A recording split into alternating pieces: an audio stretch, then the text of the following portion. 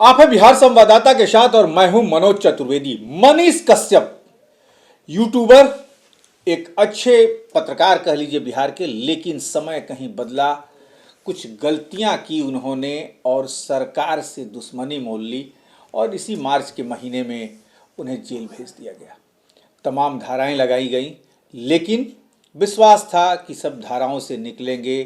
तमाम बिहार की जनता ने उनका एक तरह से समर्थन किया और परसों जब बेऊर जेल से बाहर निकले तो हजूम देखते ही बन रहा था। बाहर निकल के कहा उन्होंने कि अब तो छोड़ेंगे नहीं छोड़ेंगे नहीं, या अब राजनीति में कदम रखेंगे। उन्होंने इतना तक कह दिया कि बिहार के डीएनए को जो ये नेता चाट रहे हैं, इनसे अब निजात दिलाने की जरूरत है।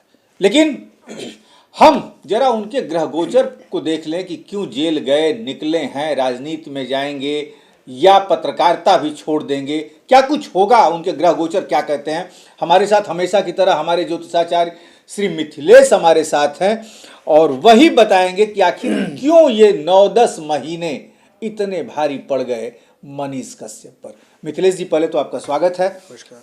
नमस्कार। मनीष कश्यप, क्या कुछ अब मुझे जो इनका जन्म का विवरण उपलब्ध कराया गया है उसके अनुसार इनकी वृष लगनी कुंडली है और धनु राशि है। लग्न में ही इनके मंगल हैं। मंगल जब लग्न में होता है तो व्यक्ति का स्वभाव थोड़ा जिद्दी किस्म का होता है, थोड़े जिद्दी स्वभाव के होते हैं, थोड़े अड़ियल रूप के होते हैं। वैसे मूल रूप से इनका स्वभाव अड़ियल नहीं है, लेकिन मंगल का प्रभाव जो है वहाँ पे है और धनु राशि है। तो चंद्रमा भी थोड़ा सा नकारात्मक स्थिति में है यहाँ पे। अभी वर्तमान में इनकी चंद्रमा की महादशा आरंभ हुई 2022 के बाद से। तो ये अवस्था, चूंकि अष्टम भावस्थ चंद्रमा जो है कई बार जो है अत्यधिक मानसिक पीड़ा देता है। अब इनकी गिरफ्तारी हुई, ये कुछ विवादों में फंसे, तो एक अत्यंत मानसिक पीड़ा तो इनको प्राप्त हुई ही, ये चंद्रमा के कारण हुआ।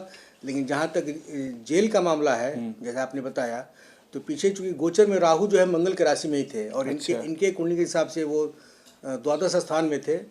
तो उसके वजह से जो है इनको पीड़ा तो थी ही पहले से और जेल की हवा भी खानी पड़ी राहु के कारण। अभी बहुत हाल फिलहाल में ही अक्टूबर के बाद राहु ने अपना स्थान परिवर्तन किया, तब बेल हो गया। हाँ, उनका बेल हुआ। वो राहु जो है मीन राशि में आ गया। तो मीन राशि में आने से जो है इनकी स्थिति थोड़ी बेहतर हुई। अब आगे तो क्या इनको राहत मिली। आगे क्या इनकी जो ये क्या राजनीति में आएंगे या पत्रकारिता वाले में ही रहेंगे या राजनीति में जाएंगे, तो कहाँ तक?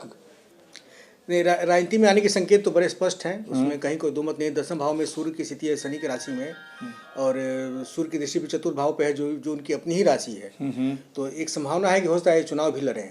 चुनाव लड़े भी हैं इसके पहले, चनपटिया से चुनाव लड़ा है उन्होंने। इसके पहले 2020 का चुनाव उन्होंने लड़ा है चनपटिया से। तो अच्छी बात है, आगे भी चुनाव लड़ेंगे। और हालांकि अभी तुरंत राजनीति में बहुत ऊंची सफलता इनको दिख नहीं रही है, लेकिन राजनीति में ये सक्रिय काफ़ी होंगे। अभी वर्तमान में तुरंत में बहुत ऊंचाई पे नहीं जाने वाले। मैंने किसी को बैक सपोर्ट भी कर सकते हैं, क्योंकि जिस बिरादरी से आते हैं, भुड़ियार समाज से आते हैं, तो ये दबदबा भुड़ियार समाज का। तो क्या कुछ ऐसा मतलब सपोर्ट करके आगे निकलेंगे या चुनाव लड़ेंगे? नहीं, चुनाव तो ये इनको लड़ने की संभावना प्रबल है। चुनाव लड़ेंगे, सपोर्ट भी मिल सकता है, दे भी सकते हैं। थोड़ा संघर्ष करना पड़ेगा, क्योंकि अभी चंद्रमा की महादशा चल रही है। तो चंद्रमा की महादशा इनकी 2032 तक रहने वाली है। तो वहाँ तक स्थिति जो है थोड़ी राजनीति के क्षेत्र में भी संघर्षपूर्ण रहेगी। थोड़ा हो सकता है कि उनको केस से भी तुरंत निजात ना मिले।